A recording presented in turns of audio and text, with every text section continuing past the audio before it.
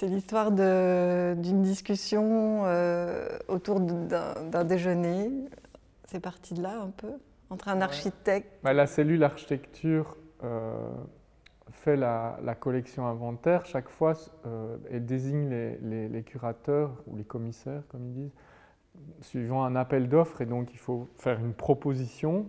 Et c'est ça qui fait que chaque numéro d'inventaire, celui dont on s'est occupé, c'est le 4e de la collection, a un angle d'attaque spécifique lié à la proposition des commissaires qui ont remporté l'appel d'offres. C'est la première fois qu'une équipe mixte avec quelqu'un qui n'est pas architecte, donc comme Pauline, remporte l'appel d'offres pour inventaire. Pour moi, c'est une longue histoire avec l'architecture, c'est-à-dire que ça fait un moment que je tourne, que je frôle l'architecture dans mon travail qui est lié plutôt à la production artistique.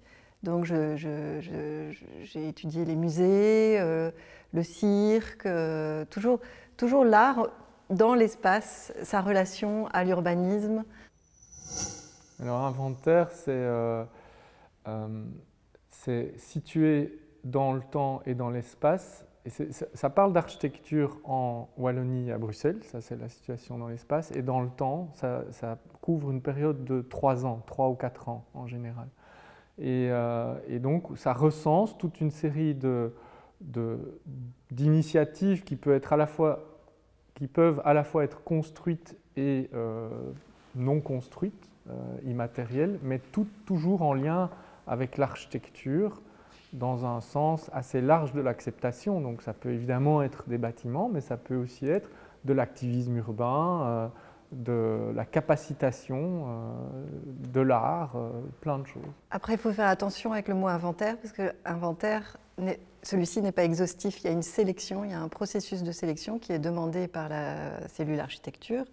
Et donc, pour chaque inventaire, on met en place, il est demandé de mettre en place des jurys.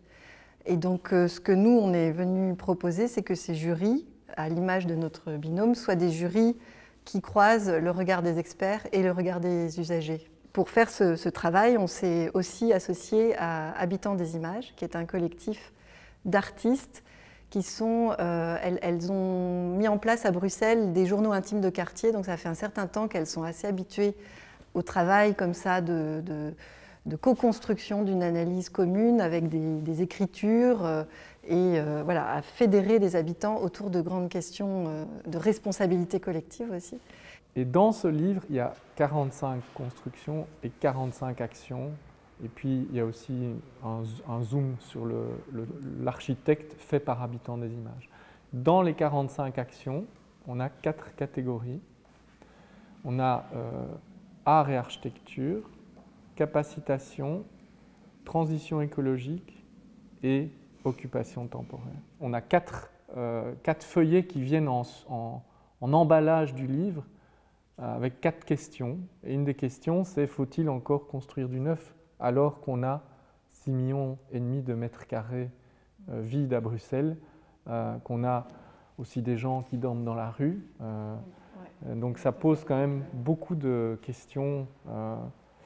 Et l'occupation temporaire, c'est quelque chose qu'on aime aussi regarder avec un œil critique. Parce qu'on est bien conscient qu'une série d'acteurs, de développeurs privés notamment, utilisent l'occupation temporaire pour mettre un vernis un peu funky sur un futur site qu'ils vont développer.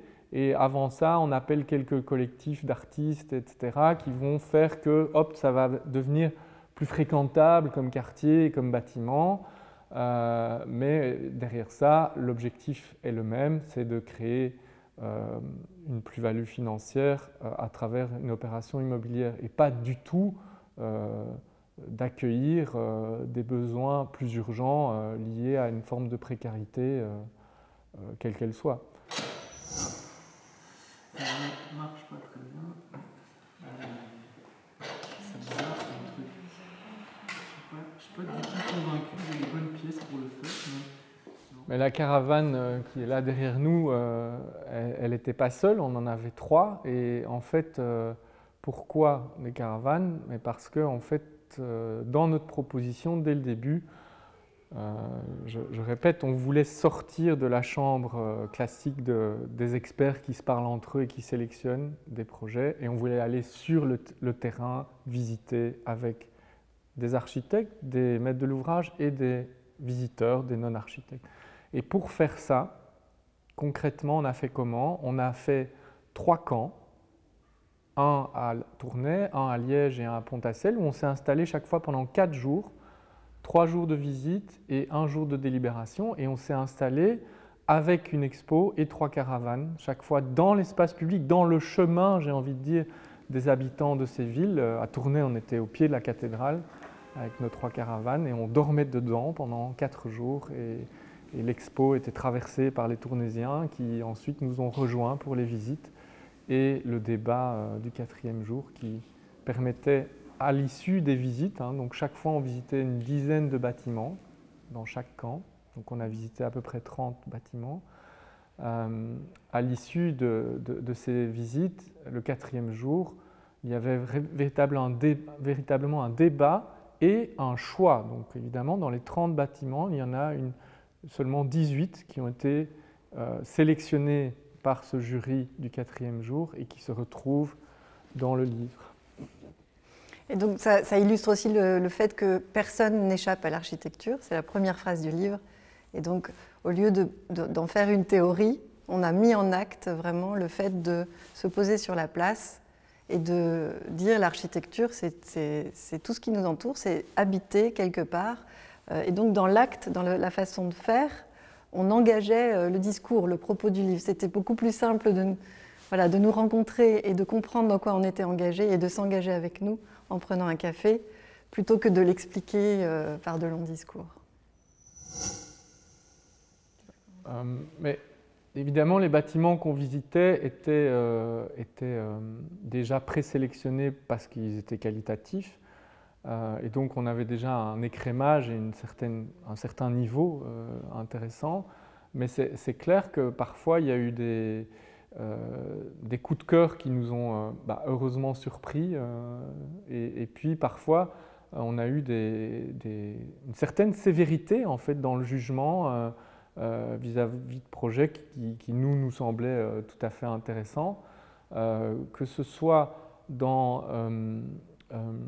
l'usage ou la matérialité, il n'y avait pas de complaisance, entre guillemets, de leur part à l'écoute des occupants qui parfois, devant leur architecte, disaient ça ne marche pas terrible, là on a trop chaud, ça c'est froid, on a l'impression que ce n'est pas fini, tout ce béton nu que moi je trouvais très beau. Parfois, l'architecte, il en entendait des vertes et des pas mûres de la part d'un occupant qui doit vivre 20, 30, 50 ans avec ce que l'architecte lui a livré. Parfois, Pauline me rappelait aussi gentiment à l'ordre en disant « Oui, non, cette photo-là, elle est trop abstraite et esthétique. Moi, je voudrais une photo qui soit plus habitée, où on sent l'usage. » Chez beaucoup d'artistes, il y a quand même cette idée du corps dans la danse, dans la performance, dans le cirque. Le corps, il questionne l'espace, il questionne l'environnement, il est très très porté sur l'espace. Et ce que je trouve très curieux, moi ce qui m'a toujours paru bizarre, c'est l'architecture qui est aussi un art, est souvent mis à part dans ces questionnements. J'ai participé à des festivals d'art urbain ou de performance urbaine, et je me demande toujours où sont les urbanistes et les architectes, mais c'est aussi dans la programmation même, dans la façon dont le festival est programmé, je ne comprends pas toujours pourquoi on n'arrive pas à créer cette rencontre dans la création, parce que la créativité doit quand même apporter du bien-être, elle a du sens pour l'architecture. Parfois, dans le livre, on a quand même, on travaille avec des images qui ne sont pas toujours peuplées. On n'a pas encore, on est au début peut-être d'une nouvelle histoire de l'architecture où les choses pourront se modifier grâce à l'inventaire, j'ose l'espérer. Mais je pointerai peut-être 2 aspects. Un, le rapport au territoire. Qu'est-ce que ça génère dans notre rapport à la nature? Qu'est-ce que ça génère en termes de mobilité? où on construit et comment on construit. Donc je pense singulièrement à l'étalement urbain qui mange des terres agricoles ou des forêts et qui implique de facto un plus grand usage de la voiture. Ça, c'est le premier aspect, donc le rapport au territoire. Comment ménager ce territoire qu'on a tellement anthropisé. Et le deuxième aspect, je dirais, c'est un bâtiment, plusieurs vies. Donc, si on arrive à faire des bâtiments qui peuvent, à l'épreuve du temps, comme le lieu où on est, avoir plusieurs vies, je pense qu'on est dans une très grande forme de durabilité. Après, on peut aussi parler de matériaux, etc. Mais je pense qu'en amont des matériaux, il y a ces deux aspects. La construction durable, elle est faite de liens humains en premier. C'est la chose qui peut le plus tenir l'architecture, un peu comme un rhizome végétal qui tient les murs, en fait. Pour moi, le durable a une dimension humaine extrêmement importante. Et je suis assez dérangée par les villes, la perte de connexion dans les villes et les métropoles, la perte de relations, l'individualisme poussé à outrance qui fait qu'on perd le lien. Et à mon avis, c'est ce qui menace le plus le tissu urbain et humain